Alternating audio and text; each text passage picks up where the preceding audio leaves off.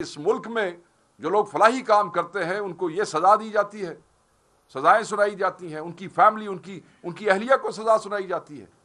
और फिर वो इदारा जिसमें लोग मुफ्त दीनी तालीम हासिल कर रहे हैं वो भी उन्होंने कहा कि वो भी फोरफीट कर लिया जाए। मगर इमरान खान नहीं झुकेगा। याद रखिएगा, अगर आप इमरान खान साहब को इन हथकंडों से झुकाना चाहते हैं तो वो आप नहीं कर सकते हैं। इस केस के आगाज से लेकर अब तक कानून और इंसाफ के तमाम असूलों को मुकम्मल तौर पे फरामोश किया गया। मैं भी आपको जज साहब के हवाले से कुछ चीज़ें पढ़ के सुनाऊंगा। मैं वो कागजात साथ लेके आया हूँ, जिसकी वाज़ेह मिसाल 9 मई 2023 को अदालती हाथे से इमरान खान साहब की गैर कानूनी गिरफ्तारी और जिस मैनर में वो गिरफ्तारी की गई थी, जिससे वो लोगों को प्रवोक करना चाहते थे, और वो जिस हवाले से वो कमीशन आज भी डिमांड करते हैं, ये पहले दिन से इसी तरह है। इमरान खान साहब के खिलाफ तमाम केसेस झूठे, लग़्व, ज़ईफ़, कमज़ोर, उनकी पल्ले कुछ नहीं है, कोई सब्सटेंस नहीं है। और ये केस भी उसी किस्म का एक केस है।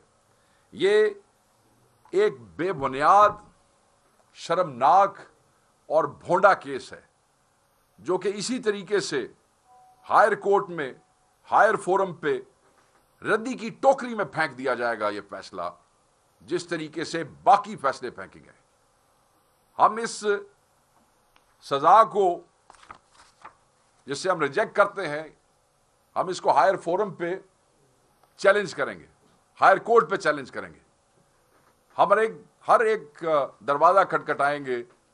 और मुझे पता है कि जिस वक्त ये हायर कोर्ट में लगेगा, ये पहली पेशी पे फारिग होने वाला केस है, इसलिए कि इसमें कुछ नहीं है, एम्बैरेसमेंट के अलावा इसमें कुछ भी नहीं है इनके लिए, जिन्होंने ये किया है और करवाया है।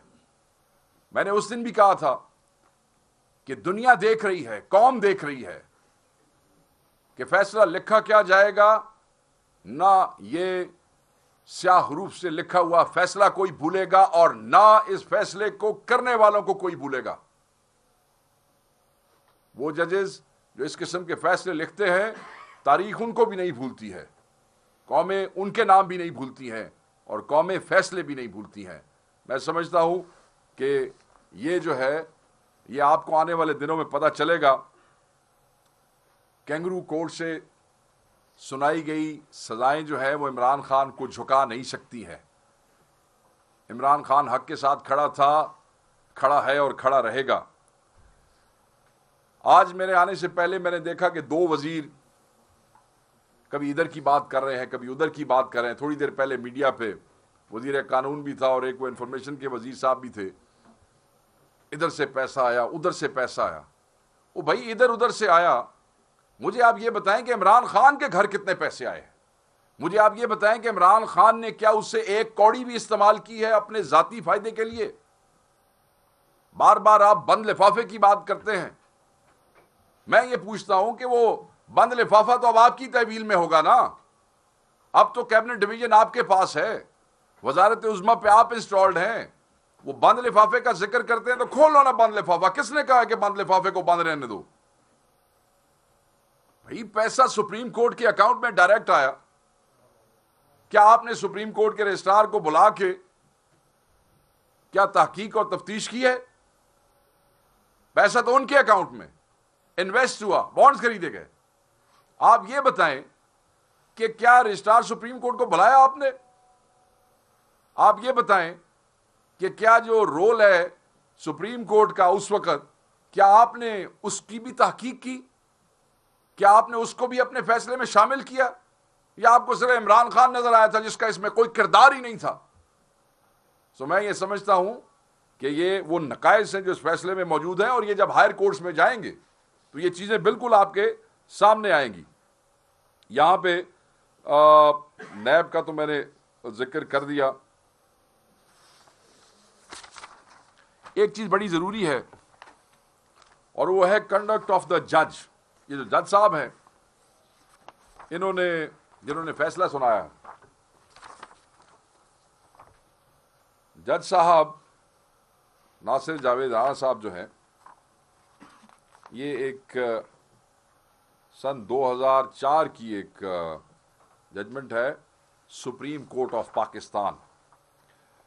सुप्रीम कोर्ट ऑफ पाकिस्तान जो है, उन्होंने जज साहब के हवाले से कुछ कमेंट्स जो थे वो लिखे थे। उन्होंने कहा कि he has a strong tendency of committing any mischief, जज साहब के हवाले से लिखा गया, and is absolutely unfit for judicial service. His judicial powers are withdrawn. It is directed that another judicial officer be posted in his place. This was a case. ये एक रावलपिंडी का केस था, suo motu case number 1 of 2004 decided on 26th October. उसमें वो ये लिखते हैं कि magistrate in circumstances had deliberately misconducted himself and passed illegal orders handing over a senior lawyer in police custody in an atmosphere and in a manner which had seriously jeopardized the sanctity attached to the court of law and had not observed the legal formalities before passing the remand order. एक जज तब्दील, दूसरा जज तब्दील, तीसरा और चौथा जज ये आता है जिससे 2004 में सुप्रीम कोर्ट ऑफ पाकिस्तान जो है वो डिक्लेयर कर देती है कि he is unfit for judicial services, और फिर कहा जाता है कि वो उनको वहाँ से हटाया जाए। उसके बाद ये हाई कोर्ट के हवाले किया जाता है। हाई कोर्ट ने क्या किया क्या नहीं किया, नीचे इनके साथ क्या हुआ, बट पाकिस्तान में सुप्रीम कोर्ट से बड़ी अदालत कोई नहीं है। और जब उसका चीफ जस्टिस, ये याद रखिएगा, ये फैसला था Nazim Hussain Siddiqui, chief justice of supreme court of Pakistan, वो ये कह रहे हैं कि he is unfit for judicial services. तो इमरान खान साहब को एक ऐसे जज साहब को लाके सजा दिलवाई जाती है जिन जज साहब को सन 2004 में सुप्रीम कोर्ट ऑफ पाकिस्तान ये कहती है कि ये जुडिशियल सर्विसेज के लिए अनफिट हैं। मेरे ख्याल में क्योंकि जितने बाकी फिट जजेस थे इस वक्त मौजूद, या तो वो ये जो फैसले करवाना चाहते थे उनके कहने पे फैसले लिखना नहीं चाहते थे, और या वो ये समझते थे कि इस केस में इमरान खान साहब को सज़ा नहीं हो सकती है, इसलिए इन साहब को लाया गया। बहरहाल ये सब चीज़ें जो है हायर कोर्ट में चैलेंज होंगी।